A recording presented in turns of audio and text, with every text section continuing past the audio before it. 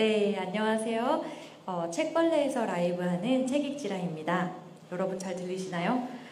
오늘은 이 책을 읽으면서 제가 이거 음악과 함께 했으면 꼭 좋겠다 이렇게 하다가 사건이 커졌어요. 여기는 신촌에 있는 한 바입니다. 메리제인이라는 바고요. 사장님 장소 협찬 감사합니다. 네, 오늘 개강날이에요. 개강 축하합니다. 랄프님 개강 축하드립니다. 네, 그래서 많은 학생분들이 여기 이 장소를 가득 메워주셨어요. 네, 그래서 오늘은 제 후배님 랄프님과 함께 방송을 해보려고 해요. 네, 랄프님 안녕하세요. 자기 소개 부탁드립니다.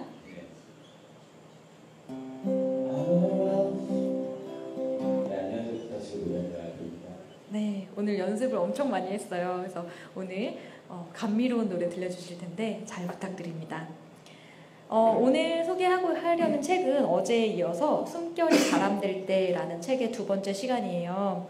이 책은 이제 암을 진단받은 실제 미국에서 있었던 일이고 폴 칼라틴이라는 분이 지은 에세이예요. 그래서 36 젊은 외과 의사의 마지막 순간을 담은 책이고 이 책은 크게 2부로 구성이 되어 있어요. 그래서 어제 제가 소개해드린 부분은 어떻게 폴이 의사가 되었는지 그리고 의사로서 어떤 삶과 죽음에 대한 가치관과 소명의식을 가지고 있었는지를 소개해드렸고요. 오늘은 이제 폴이 시한부 인생을 선고받은 뒤에 그와 그의 가족들의 삶이 어떻게 달라졌는지를 소개하려고 합니다. 네, 2부의 제목이 너무 좋아요. 2부는 죽음이 올 때까지 멈추지 마라입니다. 오늘 이 파트를 읽어볼게요.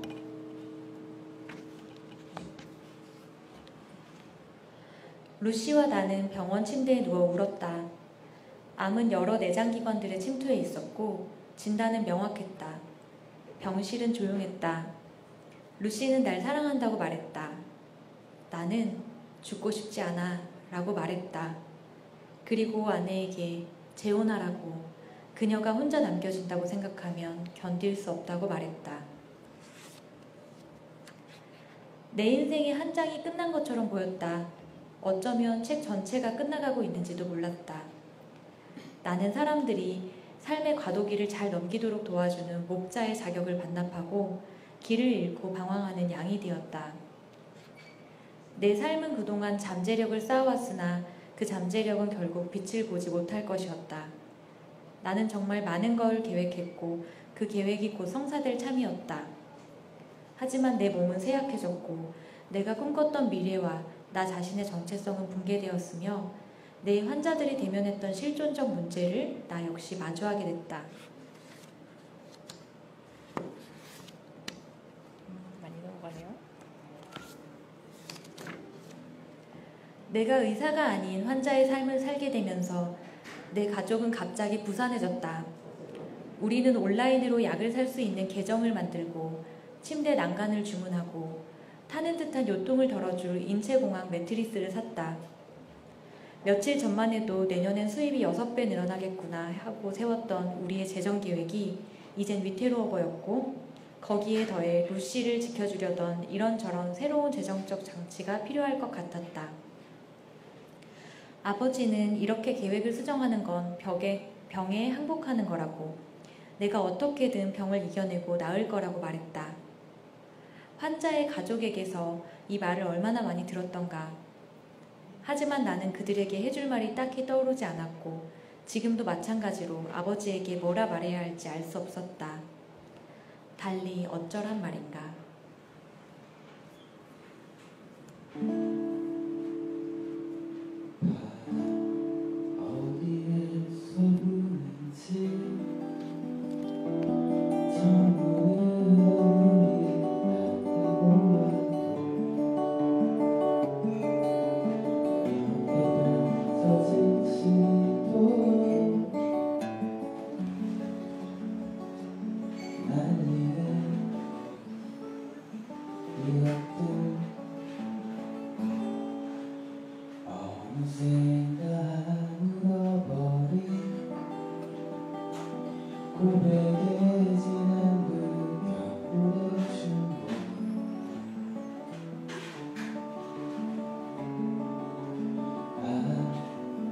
힘겹게 사랑한 기억 이제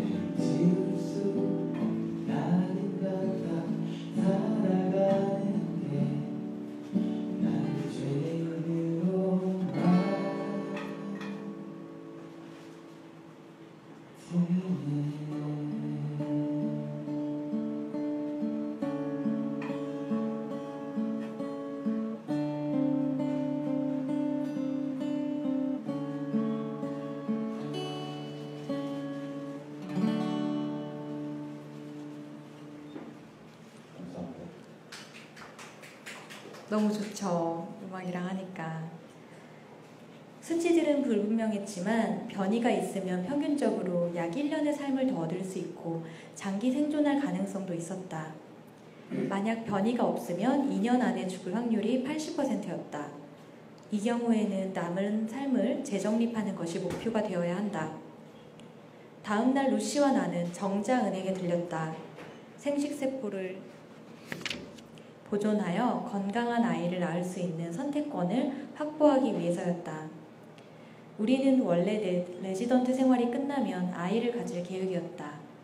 하지만 이제는 암 치료제들이 내 정자에 어떤 영향을 미칠지 알 수 없기 때문에 혹시나 아이를 가질 거라면 치료 전에 정자를 냉동해 두어야 했다.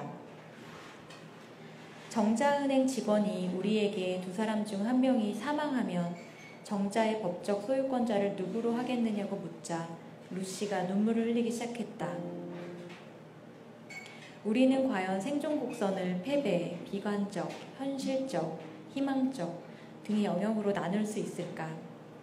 숫자는 그저 숫자가 아니던가. 우리는 모든 환자의 생존 확률이 평균 이상이라는 희망을 기꺼이 받아들이지 않았던가.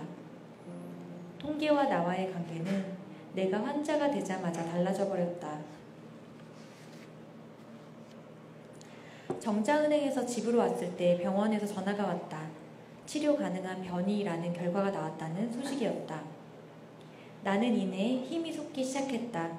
그게 뭔지 정확히는 몰라도 한 조각의 희망을 느낄 수 있었다. 산행, 캠핑, 달리기를 좋아하고 양팔을 쫙 벌려 꼭 껴안는 것으로 애정을 표현하던 그리고 키득거리는 조카를 번쩍 들어주는 남자. 나는 더 이상 그 남자가 될 수 없었다. 기껏해야 그런 남자를 목표로 삼는 것이 최선이었다. 많은 사람들이 암 진단을 받으면 일을 아예 그만둬요. 아니면 정반대로 일에 몰두하는 사람도 있고요. 어느 쪽 일은 괜찮아요. 의사가 말했다. 저는 40년의 인생 계획을 짰었어요. 첫 20년은 의과 의사. 잘 안 넘어가네요.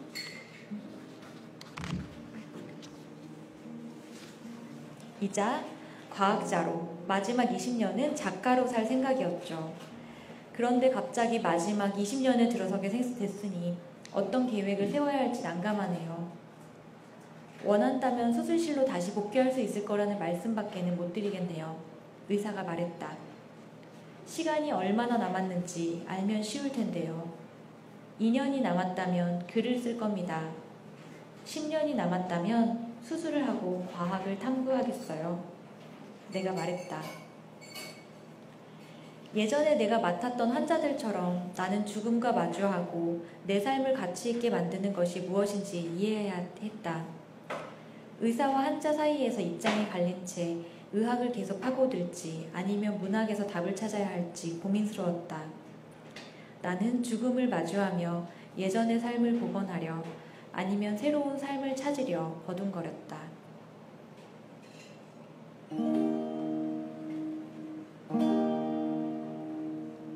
이제부터 웃음기 사라질 거야. 가파른 이 길을 조금만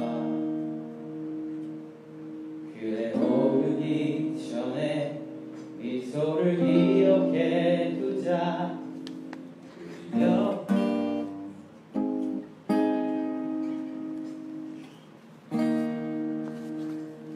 너만 했던 우리가 지나온 길에 달콤한 사랑의 향기 이제 끈적이는 땅 거칠게 내쉬는 숨이 우리 유일한 기억일지 몰라. 한 걸음 이제 한 걸음일 뿐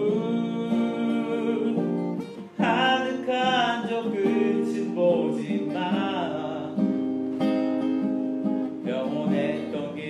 평온했던 길처럼 다시 나를 바라봐줘. 그러면 견디겠어.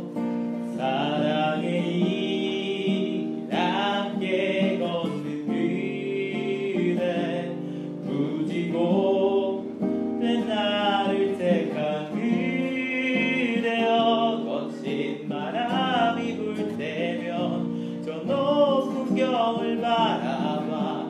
올라온 만큼 아름다운 우리 길 기억해. 우리 손 놓쳐도 절대 당황하고 헤매지 마요. 우리가 오른 곳에는 그렇게 넓지 않아서 우리 결국엔 만나 모른다면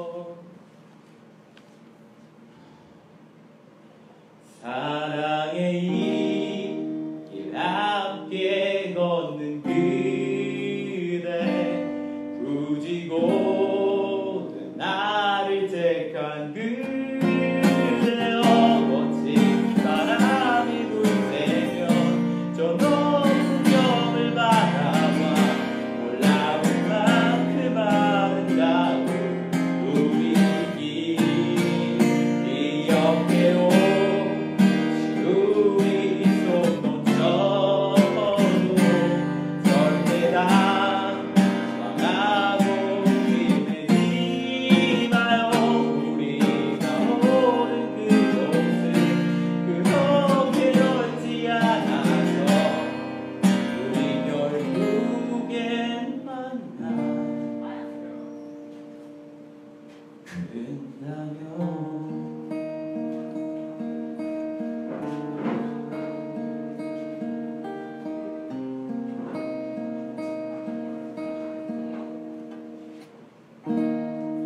이제부터 웃음기 사라질 거야 가파른 이 길을 좀 봐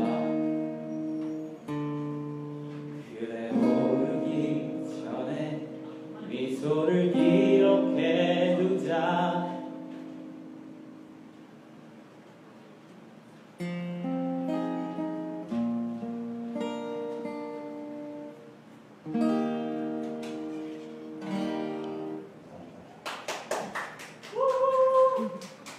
랄프 오늘 많이 긴장돼요?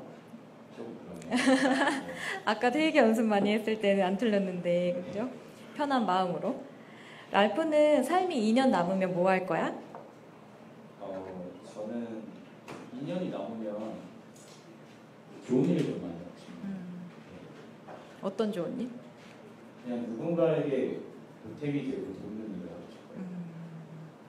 그러면 삶이 6개월 남으면 그럼 여행을 가고 싶습니다. 어디로? 저는 하와이 간 적이 있는데 하와이가 정말 좋은 여행이었어요.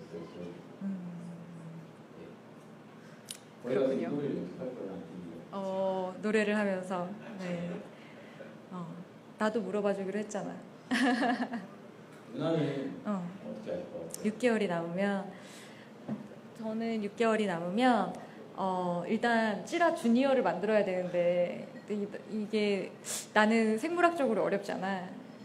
남자는 정자은행에 갔잖아, 폴은.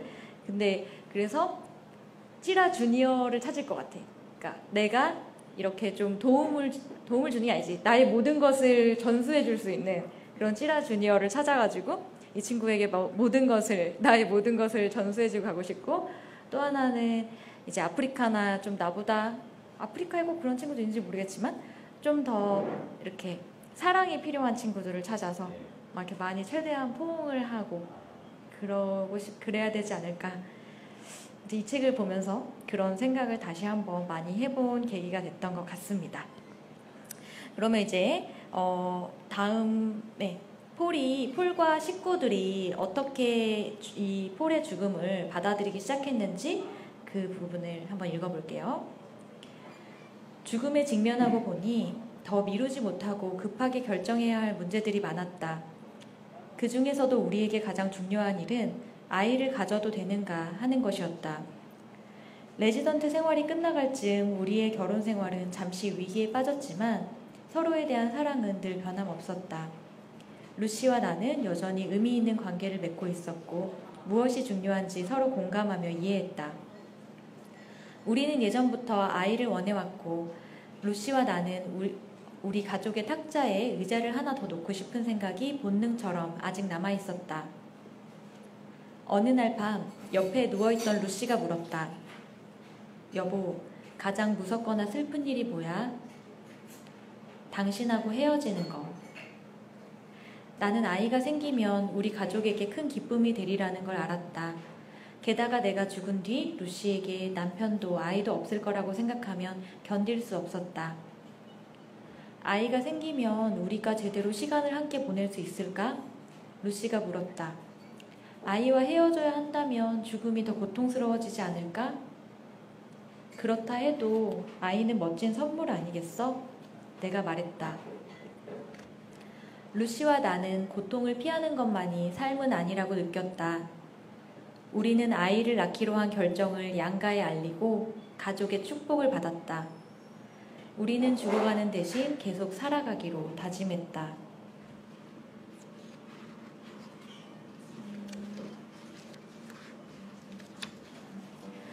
그래서 이 시기에 내게 활기를 찾아준 건 문학이었다. 너무도 불확실한 미래가 나를 무력하게 만들고 있었다.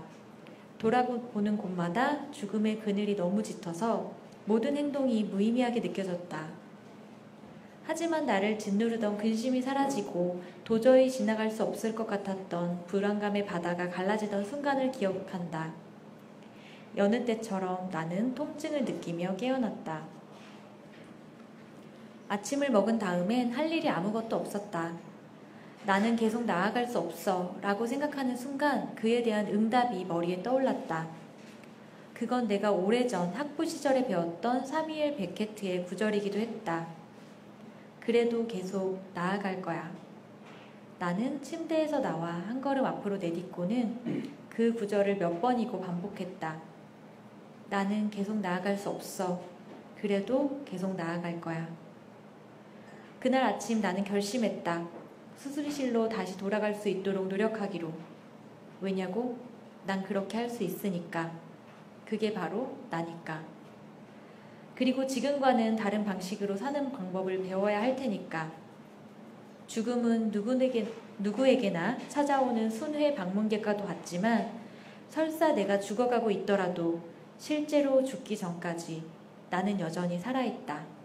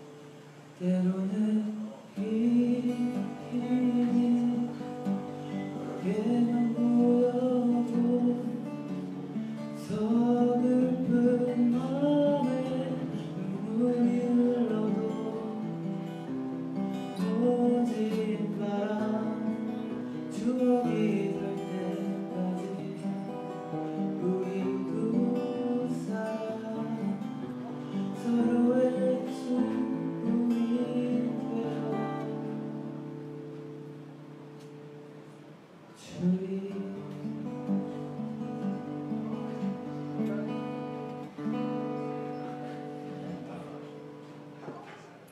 와, 진짜 좋다. 이거 책 보고서 노래를 다 선곡했잖아. 그치? 되게 잘 어울리는 정말 노래였던 것 같아. 그 누나는 그 의사가 결국 죽나요? 여기에서 폴은 결국 죽어. 그래서 2015년 3월에 이 신경외과 의사였던 실제 폴이라는 분은 영원히 잠들었고, 이제 그가 남긴 마지막 말들로 책이 나왔고, 이게 미국에서 굉장히 오랫동안 베스트셀러에 올라가는 사랑을 받게 됐지.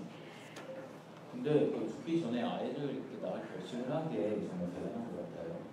그러니까 좀 딸이 태어나고, 이 폴은 8개월 만에 이제 그 딸이 태어난 병원에서 숨을 거두게 되는데, 그게 참 되게 어떻게 보면 되게 슬프고 어떻게 그런 결정을 할 수 있지라고 생각을 했는데, 이 부부는 둘 다 이제 의사니까 그런지 어떤 그런 죽음과 삶에 대해서 굉장히 초연하게 또 행복하게 받아들일 수 있었던 것 같아. 그래서 이제 그 마지막 장면을 내가 오늘 그 딸이 태어나는 경이로운 순간을 소개하는 걸로 마무리할 테니까 잘 랄프가 마무리를 잘 지어주세요. 네. 앞으로 루시와 내 딸의 삶엔 많은 부재들이 있을 것이다. 내가 모녀 옆에 존재할 수 있는 것이 지금 이것으로 최대한이라면 나는 담담히 받아들이겠다. 자정이 지난 어느 시간 간호사가 나를 찔러서 깨웠다. 거의 다 됐어요. 한 가지를 말씀드리자면 따님과 선생님의 머리 색깔이 같네요. 나는 그 말을 듣고 고개를 끄덕이며 분만의 마지막 단계를 이겨내려는 루시의 손을 잡았다.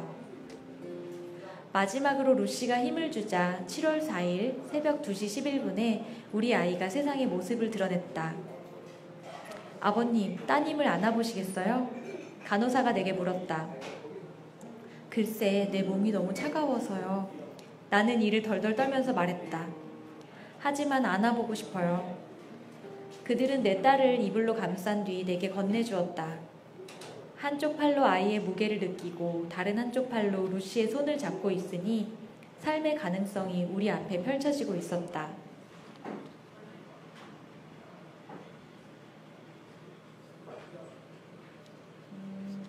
그러면서 이제 그 마지막으로 딸에게 얘기를 남기는데요. 하지만 이것 한 가지는 그 미래를 박탈당하지 않는다. 그건 바로 우리 딸 케이디이다.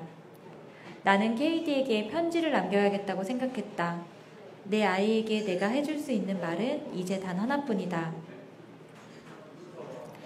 네가 어떤 존재로 살아왔는지, 무슨 일을 했는지, 세상에 어떤 의미 있는 일을 했는지 설명해야 하는 순간이 오게 된다면 바라건대 네가 죽어가는 아빠의 나날을 충만한 기쁨으로 채워줬음을 빼놓지 말았으면 좋겠구나. 그런 기쁨은 아빠가 평생 느껴보지 못한 것이었고 그 기쁨으로 인해서 아빠는 이제 더 많은 것을 바라지 않고 만족하며 편히 쉴 수 있게 되었단다. 지금 이 순간 그건 내게 정말로 엄청난 일이란다.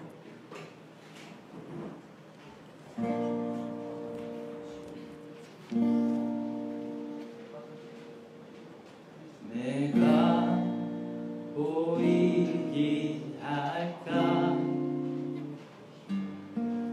너 있는 거기서 달콤한 유혹이 너의 눈을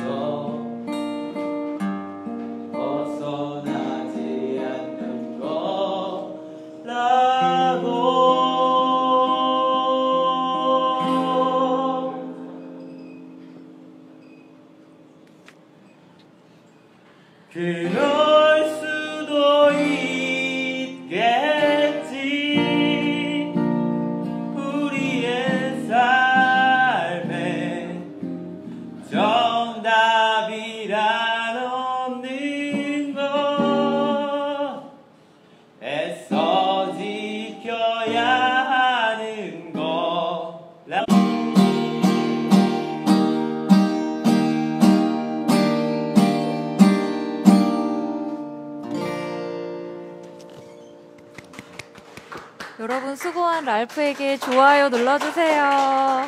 내일 또 올게요. 뿅. 랄프 멋있다. 죄송합니다. 제가 가사를 다 틀렸어요. 제가 다 틀렸어요.